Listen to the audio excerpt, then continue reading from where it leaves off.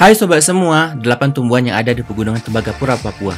Pegunungan Tembagapura, Papua dengan memiliki ketinggian 2.500 mdpl di atas permukaan laut, yang terletak di Pegunungan Sudirman, tidak jauh dari puncak Kartens, puncak tertinggi di Oceania dan tertinggi kedua di benua Asia.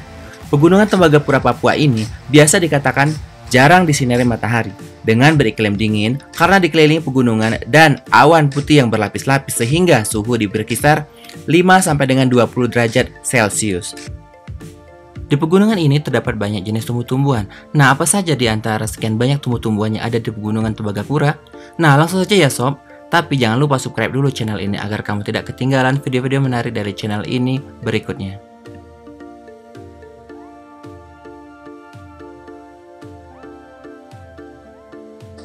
Pertama, bunga Edelweiss.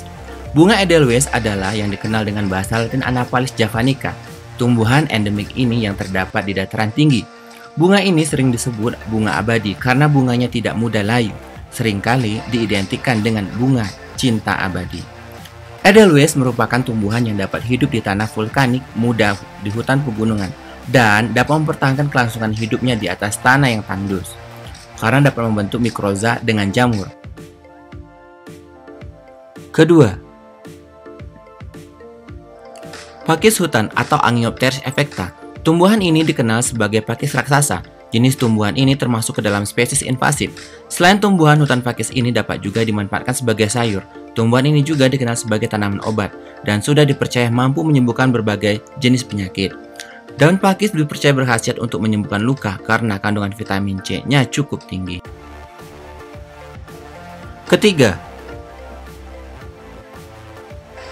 pohon-pohon. Pernahkah kamu melihat daun pepohan? Nah, tumbuhan ini juga terdapat di Pegunungan Tembagapura, Papua. Jenis tumbuhan ini disebut dengan bahasa Latin Pelea melastomoides. Jika kamu penyuka makanan lalapan, mungkin ini sudah tak asing dengan daun yang bentuknya mirip sirih ini. Di balik rasanya yang segar, ternyata daun pepohan bertekstur agak kasar ini juga menyimpan manfaat untuk kesehatan. Keempat, anggrek.